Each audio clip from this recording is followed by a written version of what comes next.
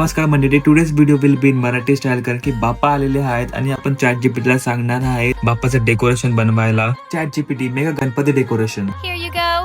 Flowers, torrent, colorful backdrop, all set. वा, एकदम छान. पण आपल्याला थोडं ट्रेडिशनल हवं, so add banana leaf in the decoration. Banana leaves added neatly on backdrop and sides.